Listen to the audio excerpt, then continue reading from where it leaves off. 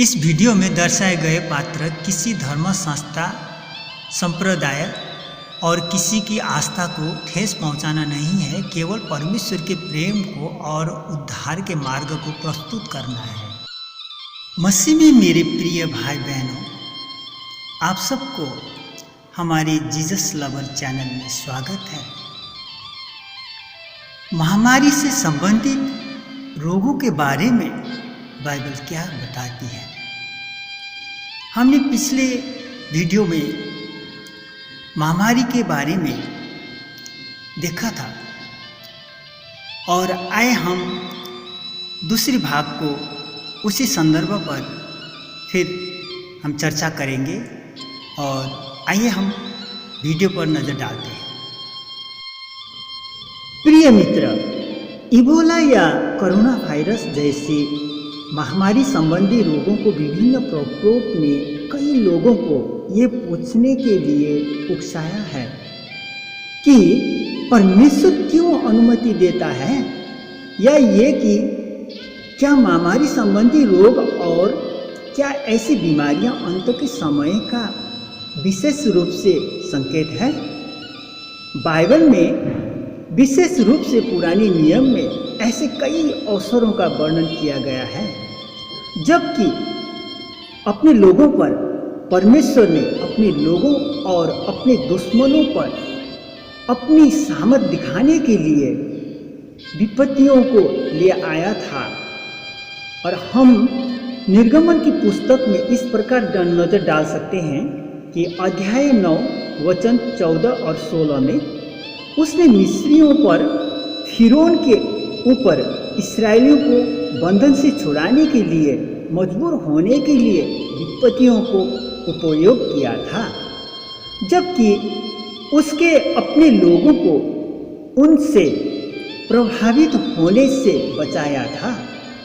निर्गमन की पुस्तक में हम इस प्रकार फिर नजर डालते हैं कि अध्याय 12 वचन 13, अध्याय 15 वचन 26 में इस प्रकार उसने रोग और अन्य कष्टों पर अपनी सार्वभौमिक शक्ति और नियंत्रण का संकेत दिया था।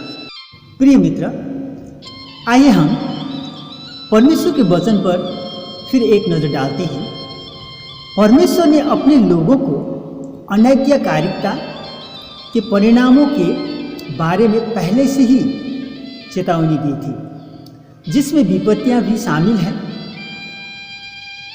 लेवी व्यवस्था पुस्तक में अध्याय 26 और वचन 21 और 25 में इस प्रकार से दर्शाया गया है, यदि तुम मेरे विरुद्ध चलते ही रहो और मेरा कहना न मानो तो मैं तुम्हारे पापों के अनुसार तुम्हारे ऊपर और 7 गुना संकट डालूंगा।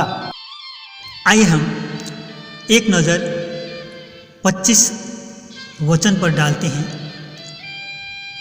और मैं तुम पर एक ऐसी तलवार चलवाऊंगा जो बाचा तोड़ने का पूरा पलटा लेगी, और जब तुम अपने नगरों में जाकर इकट्ठे होंगे तब मैं तुम्हारे बीच मरी फैलाऊंगा और तुम अपने शत्रुओं के वश में सौंप दिए जाओगे। आए हम इन 2 घटनाओं पर चर्चा करते हैं। परमेश्वर ने अनैतिककारिता से भरे हुए विभिन्न कामों के कारण 14,700 लोगों को और 24,000 लोगों को नष्ट किया था। गिनती की पुस्तक में इस प्रकार से दर्शाया गया है, अध्याय 16 वचन 49 में, और जो कोरह के संग भागी होकर मर गए थे उन्हें छोड़ जो लोग इस मरी से मर गए वे 14,700 थे। परमेश्वर ने अपने वायदा के अनुसार प्रतिज्ञा के देश में ले जाने के लिए मिस्र की 430 साल की गुलामी से छुड़ाकर अपने दासों के द्वारा लाल समुद्र को दो भाग करके उनको छोड़ा कर ले गए। लेकिन इजरायली लोग अपने पुराने स्वभाव में कुड़कुड़ाना, बुड़बुड़ाना और कुकर्म करना, उनका हर प्रकार की बातों को देखकर परमेश्वर क्रोधित होकर उन्होंने 24,000 को मार डाला। और इस प्रकार हम गिनती की पुस्तक अध्याय 25 और वचन 9 में देखते हैं, और मरी से 24,000 मनुष्य मर गए। आइए हम इस विषय पर फिर चर्चा करेंगे। मूसा की व्यवस्था को दिए जाने के बाद परमेश्वर ने लोगों को आज्ञा दी थी कि वे मूसा की बात को माने या फिर कई बुराइयों का सामना करें, जिनमें कुछ ऐसी ही है जो इबोला की तरह प्रतीत होती है। यहोवा परमेश्वर तुझको क्षय रोग से और जोर और दाह से उस समय तक तेरा पीछा किए रहेंगे जब तक तेरा सत्यानाश न हो जाए। आइए हम व्यवस्था विवरण वचन पर हम एक नज़र डालते हैं। अध्याय 28 वचन 22 में इस तरीक़ा से वर्णन किया है, यहोवा तुझको क्षय रोग से और जोर और दाह और बड़ी जलन से और तलवार और झुलस और गिरवी से मारेगा, और वे उस समय तक तेरा पीछा किए रहेंगे जब तक तेरा सत्यानाश न हो जाए। इस प्रकार परमेश्वर की चेतावनी कईयों तरीक़ा से हमें दिया गया है। तो यहाँ पर हमें इस तरीक़ा से वर्णन किया है, ये परमेश्वर के द्वारा आई गई कई विपत्तियों और बीमारियों के कुछ उदाहरण हैं। कभी कभी अपने लोगों के प्रति इस तरह के क्रोध और रोष को प्रदर्शित करते हुए एक प्रेमी और दयालु परमेश्वर की कल्पना करना कितना कठिन प्रतीत होती है।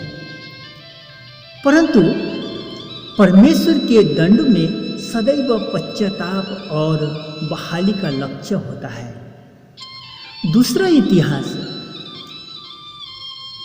अध्याय 7 वचन 13 और 14 में परमेश्वर ने सुलेमान से कहा कि यदि मैं आकाश को ऐसा बंद करूं कि वर्षा ना हो, या टिड्डियों को देश उजाड़ने की आज्ञा दूं, या अपनी प्रजा में मरी फैलाऊं, तब यदि मेरी प्रजा के लोग जो मेरे कहलाते हैं दीन होकर प्रार्थना करें और मेरे दर्शन की खोजी होकर अपनी बुरी चाल से फिरे, तो मैं स्वर्ग में से सुनकर उनका पाप क्षमा करूँगा और उनका देश को ज्यों का त्यों कर दूँगा।